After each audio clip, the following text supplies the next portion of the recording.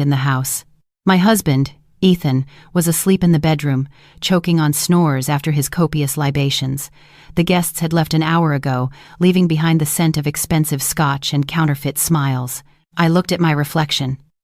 42 years old. Half my life lived in this house that was never mine, in this marriage that had long ago become a cage, next to a man who, just moments ago, in front of 20 guests, had made a toast that turned everything inside me to stone. The best gift for me would be if you never existed in my life at all. He laughed when he said it. The guests tittered awkwardly, unsure if it was a joke or deadly serious. I saw his business partner Bill flush red and stare into his wineglass. I saw the chief investor's wife cast a sympathetic glance my way. I saw our 15-year-old daughter, Kate, squeeze my hand under the table so hard her knuckles went white. And I smiled, a quiet, calm smile, and raised my glass because he didn't know one thing. He had just given me what I had been waiting for 15 years. The final release from my last doubts.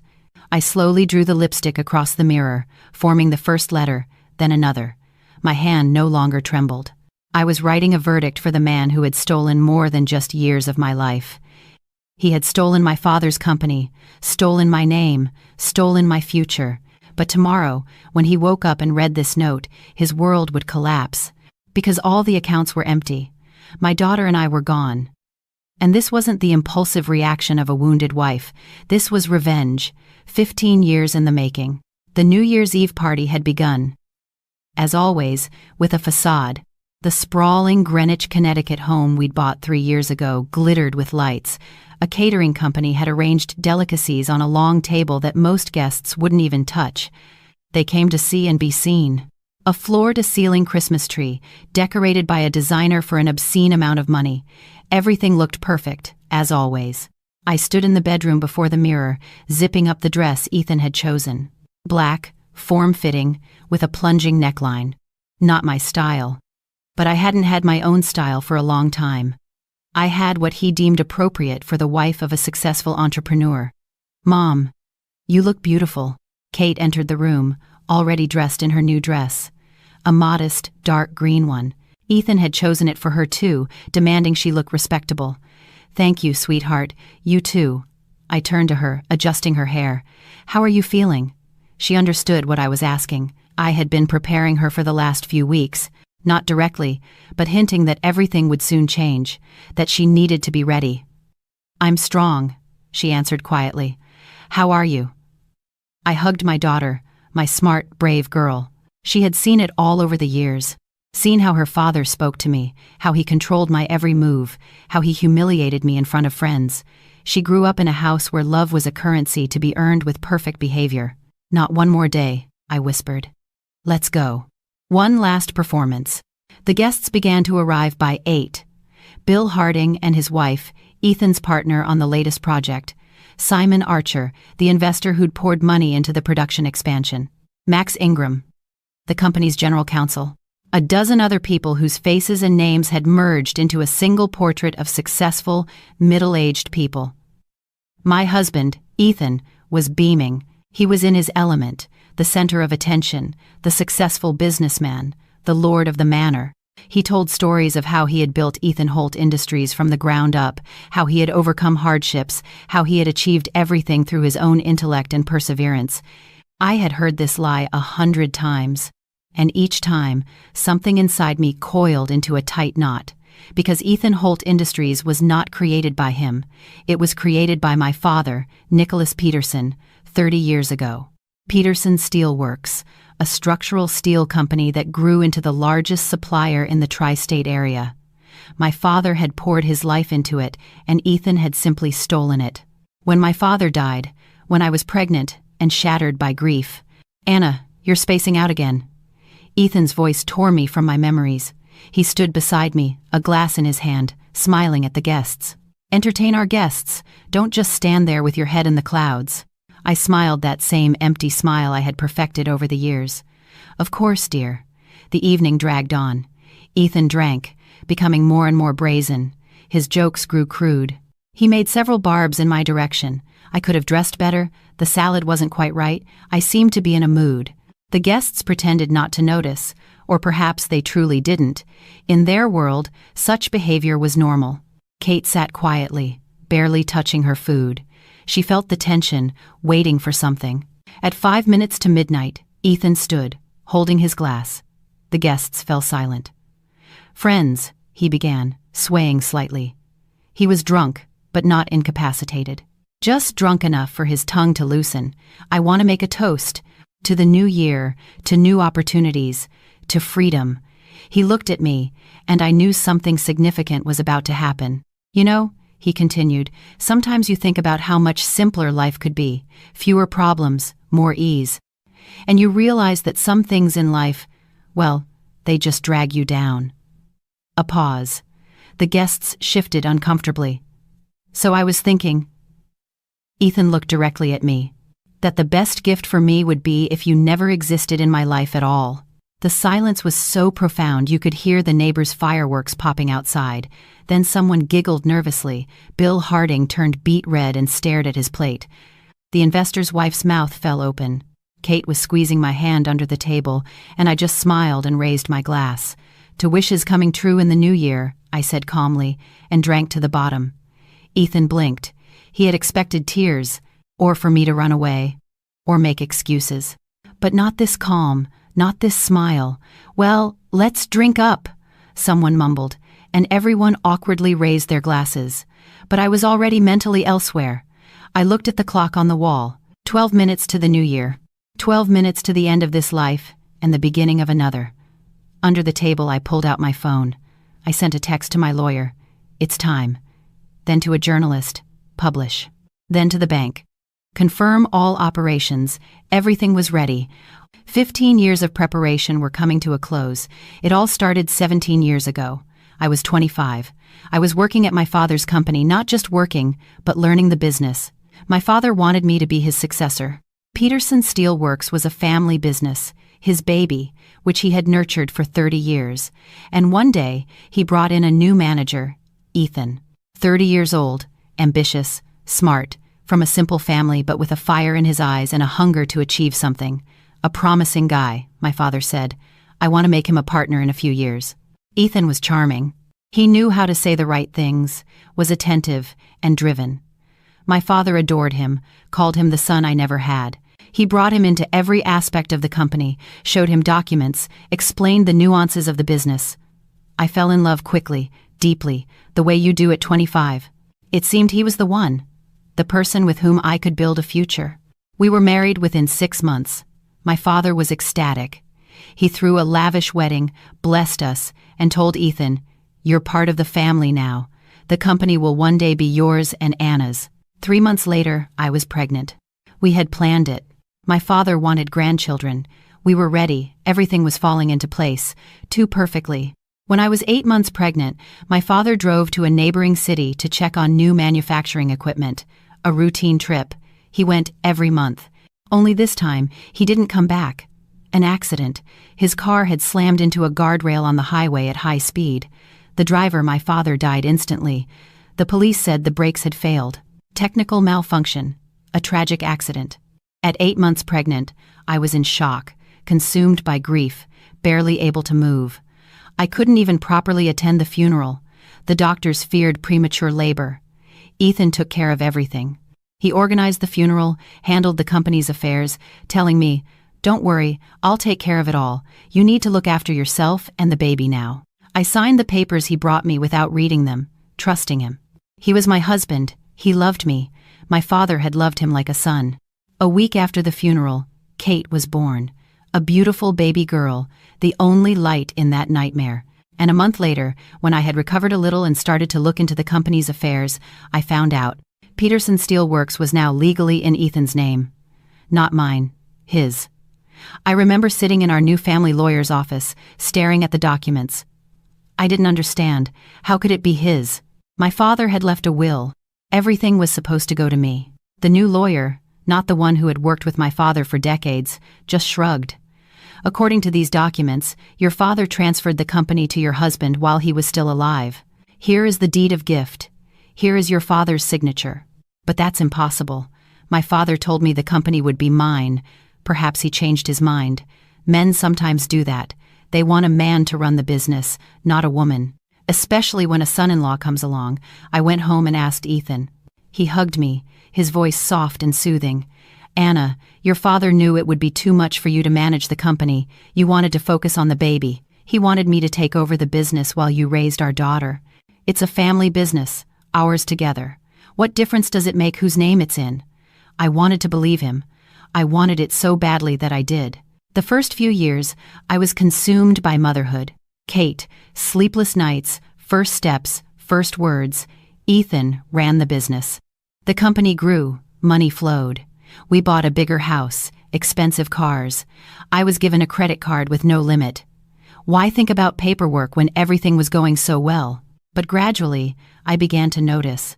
Ethan started saying, I built, I created, my company. Never our, never your father's company that I'm growing. When I tried to suggest a business idea, he'd say, you don't understand this stuff.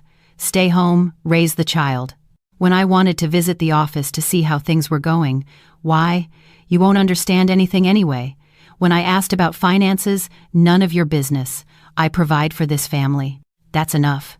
Slowly, year by year, I was removed from the life of the company, from life in general. My father's old friends stopped calling. Ethan explained they were busy. Everyone has their own life. I later learned he told them I didn't want to see anyone, that it was too painful to be reminded of my father. Your friends are a bad influence. You get all nervous after seeing them. Your painting hobby? Why? You're not an artist. It's a waste of time. Work? We have enough money. Why would you need to work? Better to be a good mother and wife. I became a shadow, a function, a beautiful accessory to his successful life.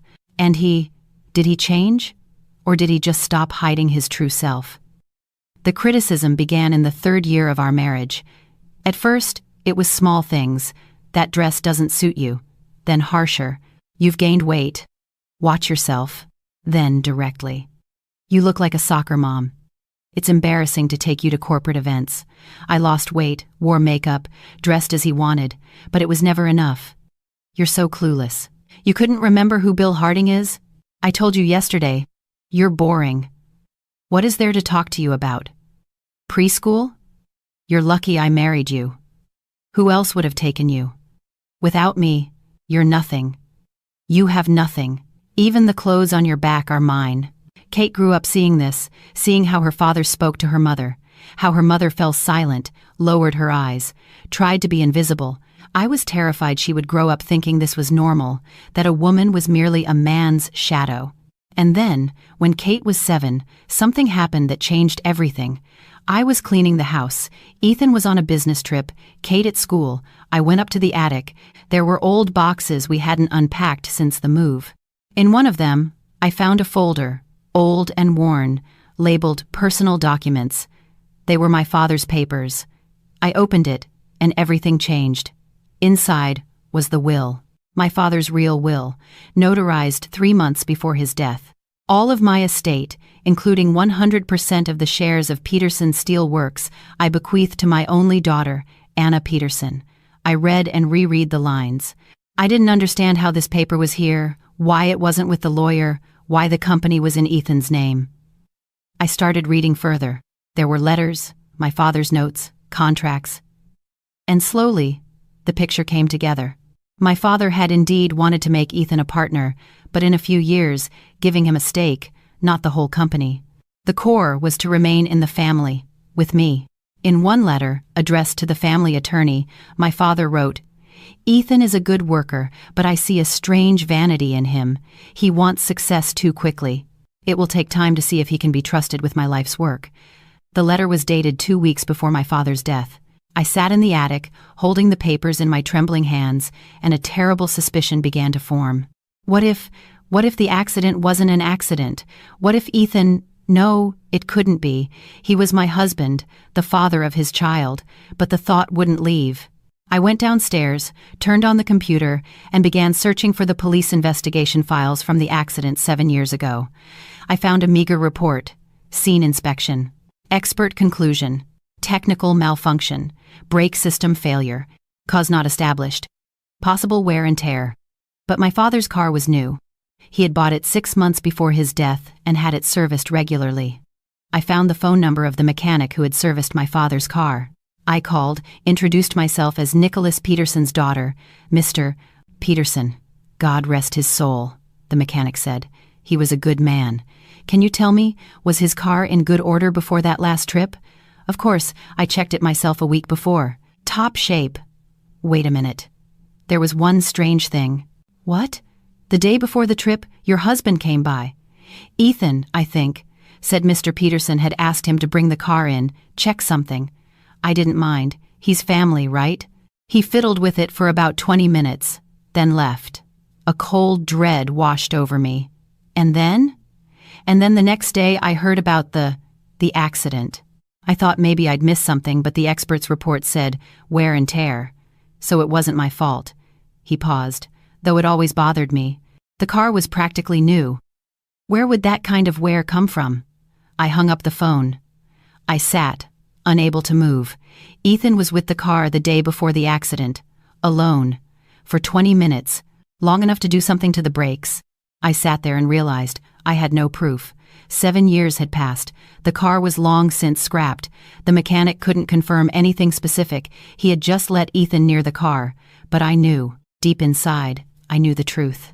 My husband had killed my father to steal his company, and I had been living with a murderer for 8 years. My first impulse was to throw him out, to call the police immediately, to scream, to demand justice. But I stopped myself, because I realized I had nothing. The will? He would say my father had verbally rescinded it, hence the deed of gift. The deed of gift? It had my father's signature. A forensic analysis after so many years would be impossible. The papers were stored improperly. The mechanic's story? Ethan would say my father really had asked him to check the car. Nothing criminal. I had no money. All the accounts were in his name. I had no job. I'd been a stay-at-home mom for 8 years.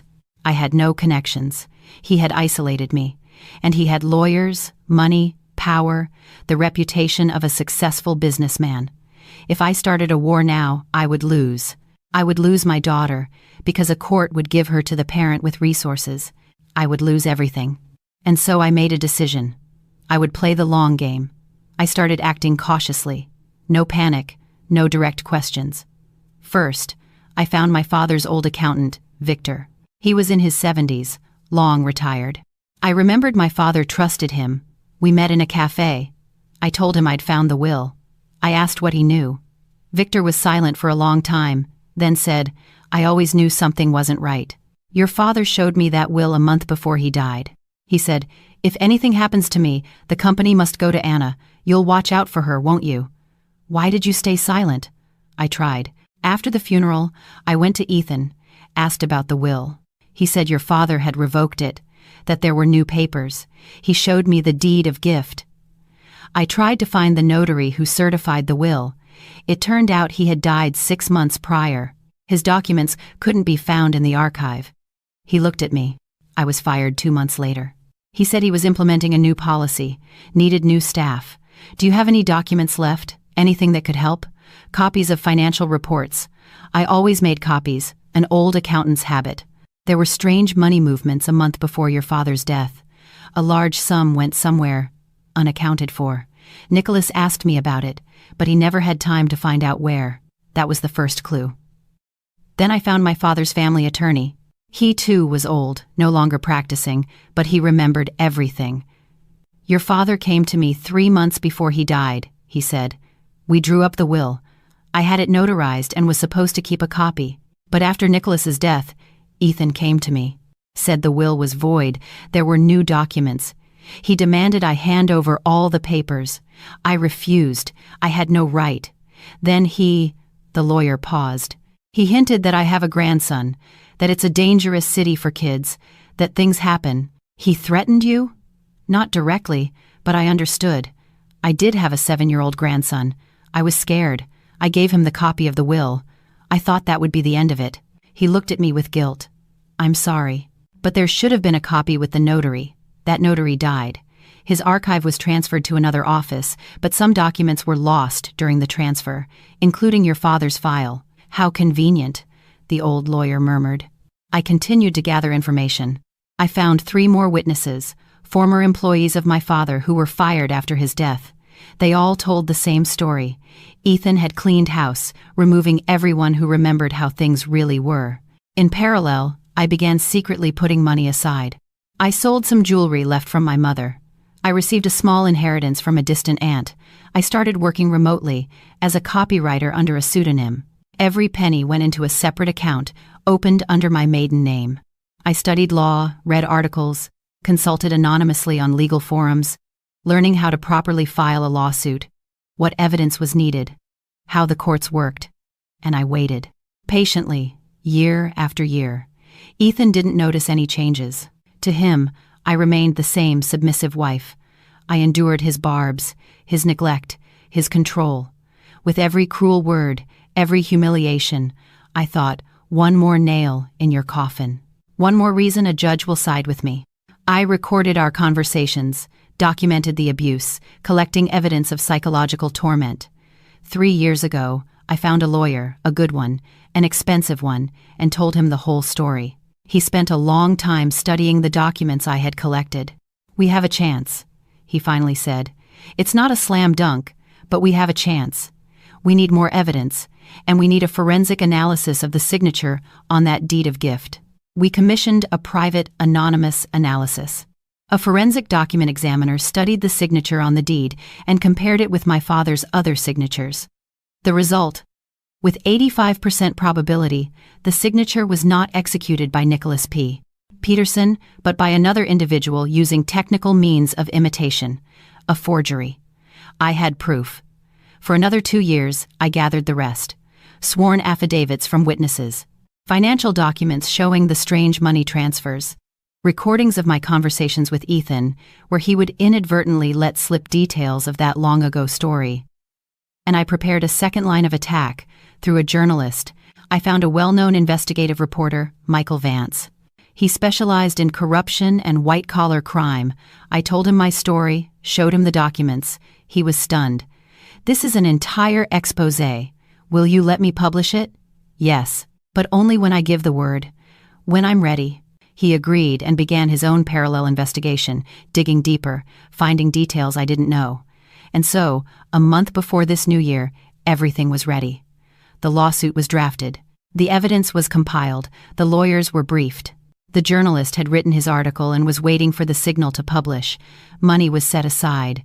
An apartment was secretly rented small, on the outskirts of the city, but ours. Paperwork to transfer Kate to a new school was filed. I was waiting for just one final push, something to erase any last shred of doubt, any flicker of pity. And Ethan himself gave it to me. On New Year's Eve, in front of our guests, with that toast, "The best gift for me would be if you never existed in my life at all. Thank you, Ethan. You freed me from my last hesitations." When the guests had gone, Ethan stumbled to the bedroom and collapsed onto the bed, fully clothed. He started snoring almost immediately. I stood over him, looking at the sleeping man I once thought I loved. Now, I felt only coldness. Kate appeared in the doorway. "Mom, pack a bag," I said quietly. "Only the essentials. Documents, pictures of Grandpa, your favorite books. We don't need anything else. We're leaving. Now? In 3 hours." She nodded. No questions, no fear. Only relief in her eyes. While Kate packed, I walked through the house one last time. This house had never been mine. It was built with money stolen from my father. Every object here was bought with stolen wealth. Nothing here belonged to me. I went into Ethan's office, his sanctuary. I opened the safe. I had known the combination for years. He was foolish enough to use our wedding date. Inside were company documents. I photographed everything with my phone, the last pieces of evidence. On his desk stood a photograph, Ethan and my father taken 2 months before his death. My father is smiling, his arm around his son-in-law's shoulders, trusting, unaware that he was standing next to the man who would kill him. I took the photograph. It was the only thing I would take from this house. At 5 a.m., Kate and I stood by the door with 2 small bags. We looked back at the house one last time. "Are you sure, Mom?" Kate asked. "Absolutely." A taxi I had pre-booked was waiting for us beyond the gates. The driver indifferently loaded our bags into the trunk. We drove away into the pre-dawn darkness. No one saw us leave. and on the bathroom mirror, a message remained, written in red lipstick. A message Ethan would read in a few hours, and his world would come crashing down. Ethan woke up at 9 a.m. with a splitting headache. His mouth was dry, his temples throbbed. He groaned and reached for his phone on the nightstand to check the time. The house was strangely quiet. Usually, by this time, his wife was bustling in the kitchen, making breakfast. The smell of coffee should have been wafting through the house. Now, there was only silence. "Anna!" he yelled, without opening his eyes. "Bring me some water." No one answered. Ethan irritably propped himself up on an elbow. The room spun. "Anna!" Silence. He got up, swaying, pulled on a robe, and walked into the hallway. The house was empty. He went down to the kitchen. No one. The living room was littered with the remnants of last night's party, empty glasses, plates, but no signs of life. Strange. Where could she have gone at 9 a.m. on New Year's Day? Ethan went back upstairs. He glanced into his daughter's room and froze. The closet was half open, empty. Her things were gone. Her textbooks, laptop, the beloved photos that usually stood on her shelf all vanished. The room looked as if no one had lived there. Panic began to creep in. Ethan hurried to their bedroom, threw open his wife's closet. Half of her clothes were gone. Only old things she hadn't worn in years remained. All the expensive dresses he had bought her were missing. Her makeup was gone from the vanity, her documents from the nightstand gone. He grabbed his phone, his fingers trembling as he dialed her number. "The subscriber you have reached is not available," he called his daughter. "The subscriber you have reached is not available." What was happening? Ethan began to pace the house. Maybe a note, an explanation, anything? He went back to the bathroom to wash up, to clear his head. He flipped on the light and saw it. The mirror was covered in red lipstick, written in large letters, line by line. At first he didn't comprehend what he was reading. He just saw the red letters and stepped closer. "Dear husband, your New Year's wish has come true. I no longer exist in your life." He read on, his face growing paler with each line. "Peterson Steel Works was never yours. 15 years ago. You stole it from my father. I know everything." His knees buckled. He grabbed the sink for support. "I know about the forged signature on the transfer documents. I know about the real will. I know what you did to his car. No, no, no." He kept reading, though his hands shook so violently he could barely focus. A list of evidence, the original will, witness testimonies, the forensic analysis of the signature. By noon today, the court will receive the lawsuit. The accounts are frozen. The DA's office will receive the files on my father's death.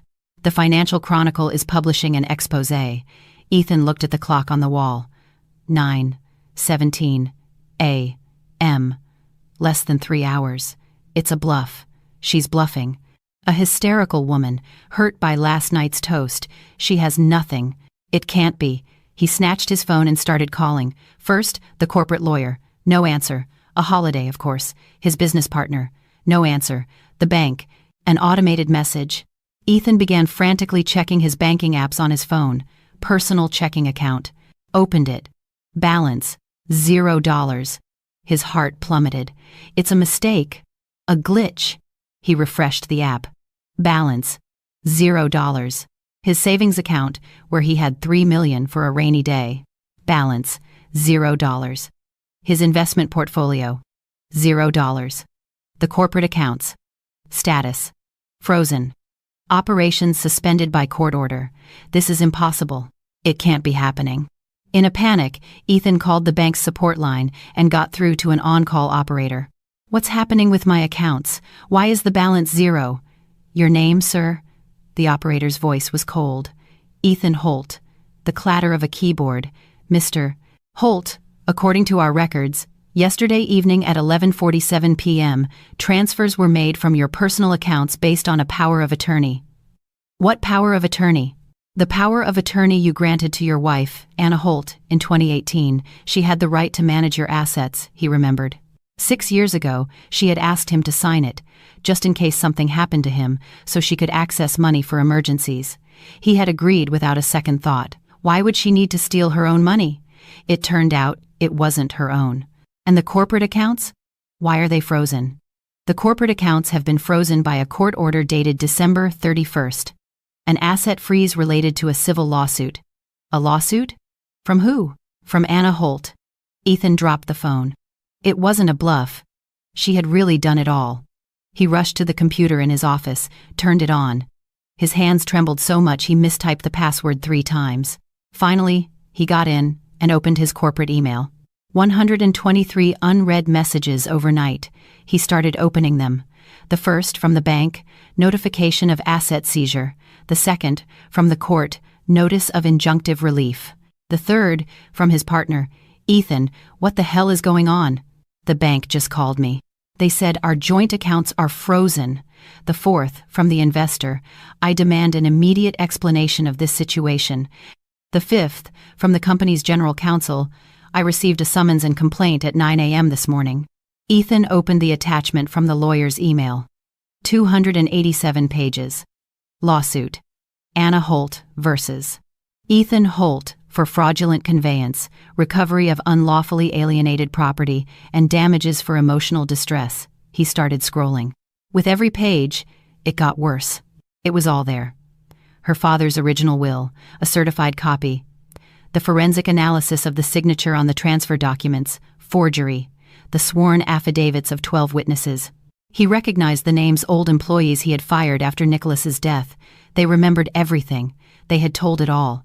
Financial documents showing he had transferred a large sum from the company account a month before his father-in-law's death, the exact sum he had paid the mechanic to overlook the problem with the brakes. God, how did she find that? Then came the second block of documents. Materials for submission to the district attorney's office for a new investigation into the circumstances of the death of Nicholas Peterson. The testimony of the mechanic who serviced the car. The testimony of a witness who saw Ethan near the car the day before the accident. An analysis of the original investigation materials. Displays signs of a superficial inquiry. A number of necessary forensic tests were not conducted. The conclusion of an independent forensic expert. Based on photographs of the scene, tampering with the brake system can be presumed. This was the end. The absolute end. The phone rang. The corporate lawyer. Ethan grabbed it. Thank God. What's going on? Can we, Mr. Holt? The lawyer's voice was grim. I've reviewed the materials. This is very serious. So what? We can fight it. We have the transfer documents. Their expert says the signature on those documents is forged. They have the original, notarized will. They have 12 witnesses. But we can fight. A long pause. I handle corporate law, Mr. Holt. This matter has gone far beyond a corporate dispute. This involves criminal charges. You need a criminal defense attorney. A very good one. So you're refusing to represent me? I'll have to think about it. I need to consult with my partners. Cases like this? Like what? Cases we are likely to lose. I'm sorry. He hung up. Ethan sat in his office, staring at the computer screen. His entire life was imploding. The phone rang again. An unknown number. Yes, Mr. Holt. This is the credit department at the bank. We're calling about your outstanding obligations. What obligations? You have 3 business loans totaling $48 million. The collateral for these loans were the assets of Ethan Holt Industries. So, those assets are now frozen by a court order. Consequently, the collateral is compromised. According to the loan agreement, we have the right to demand immediate repayment. I don't have $48 million. Then we will be forced to begin proceedings to seize the pledged property. The house, the cars, the apartment downtown. You have 48 hours to settle the debt, after which we will file with the court. Ethan realized he wasn't just losing the company. He was losing everything. At 11 a.m., the phone came alive again. Call after call. But now, it wasn't partners or banks. It was journalists. Mr. Holt, can you comment on the article in the Financial Chronicle? What article? You haven't seen it? It was just published. It's the front page story. Ethan opened the website of the country's largest business publication, and he saw the headline, which took up half the screen. The Stolen Empire. How a top executive built a fortune on his father-in-law's death. Subheadline. An investigation into the death of industrialist Nicholas Peterson and the misappropriation of his inheritance. By Michael Vance, investigative reporter. Ethan began to read, and with each paragraph, he felt sicker. The article started with the story of Nicholas Peterson, how he founded the company 30 years ago, how he nurtured it, how he dreamed of passing it on to his daughter. Then came the story of how a young manager, Ethan Holt, joined the company, married the owner's daughter, and how his father-in-law began to groom him. Then, the death of Nicholas Peterson, a detailed description of the accident, the unanswered questions, the testimony that Ethan was with the car the day before the incident. Then, the story of the will, how the original vanished, how a deed of gift with a forged signature appeared, how all the old employees were fired, how the tracks were covered. The article included photographs, the original will, the deed of gift next to it with the expert's conclusion, signature executed by another person, interviews with witnesses. The old accountant. Nicholas Peterson never wanted to give the company to his son-in-law. He wanted to leave it to his daughter. The family attorney. I was threatened to hand over the copy of the will. I feared for my grandson. The mechanic. Ethan Holt came to the car the day before the accident. He spent 20 minutes there. The next day, Mr. Peterson was dead. The article didn't accuse directly. The journalist was smart. He just laid out the facts, asked questions, and let the readers draw their own conclusions. But the conclusions were inescapable. At the end of the article was a quote from his wife, no, his ex-wife. For 15 years I kept silent for my daughter's sake. I didn't want her to know the truth about her father. But there comes a moment when silence becomes complicity. I want to restore my father's name. I want everyone to know who really created Peterson Steelworks. Ethan closed the article. He picked up his phone. Dozens of new calls, messages, texts. From partners. What is this? Is it true? From clients. We are terminating our contract. From the investor. I am pulling out of the project. Immediately. He opened social media. The article was already everywhere. Reprinted, quoted, discussed. The comments under the posts. Scumbag. Killed his father-in-law for money. How can he live with himself? And his poor wife, enduring it for 15 years. What must the daughter be feeling, finding out her father is a murderer? His name was becoming synonymous with traitor. Thief, murderer. The phone rang again. His mother. Ethan, what's happening? People are calling me saying these horrible things. Mom, it's all lies. Lies. I read the article.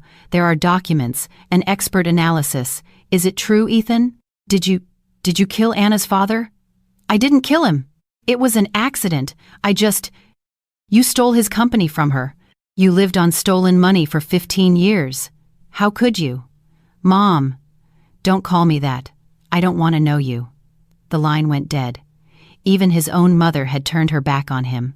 Ethan sat alone in his office, in the huge house that would be taken from him in 2 days, surrounded by things bought with stolen money. And for the first time in 15 years, he felt fear. The following days were hell.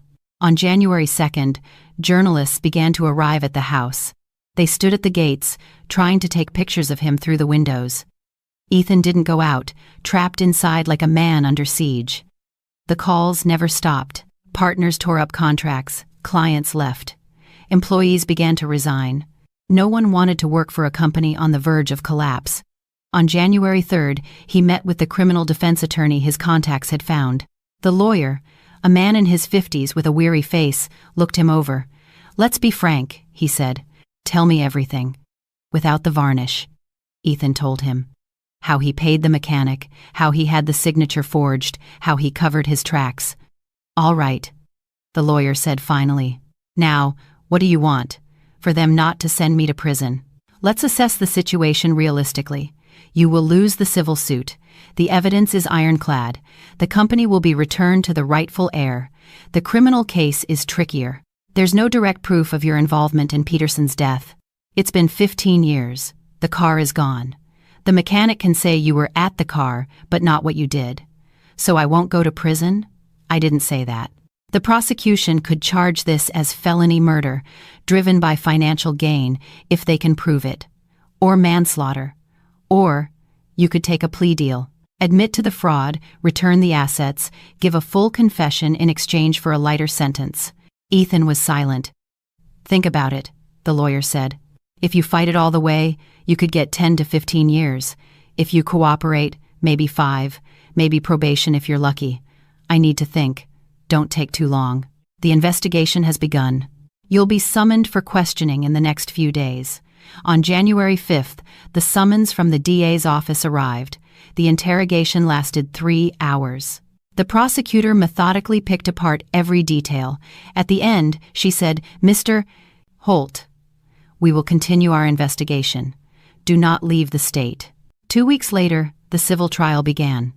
Ethan came with his lawyer. In the courtroom, he saw her, Anna, his wife, his ex-wife. He hadn't seen her since that New Year's night. She had changed. Her hair was shorter, her clothes, simple dark trousers, a light blouse, none of the jewelry he'd bought her. But it was her face that was different. It was calm, almost stern. This was not the timid woman who had walked through his house with her head down for 15 years. This was someone else. A strong woman. She looked at him. Their eyes met. Ethan tried to give her his old, intimidating glare, the one she used to fear. Anna simply looked away, not out of fear, but because he was no longer important. The trial was a slaughter. Anna's lawyer calmly dismantled every argument, presented document after document, witness after witness. The old accountant, the old lawyer, the former employees, they all came. With each testimony, the walls closed in. The judge's decision was simple. The deed of gift was declared null and void. Peterson Steel Works was returned to its rightful heir, Anna Peterson. Ethan Holt was ordered to pay $5 million in damages. As they left the courthouse, the media mob was waiting. Cameras, microphones, questions. "Did you kill your father-in-law, Mr. Holt?" He shoved a camera out of his face, and the video was on the evening news. Disgraced businessman assaults journalist.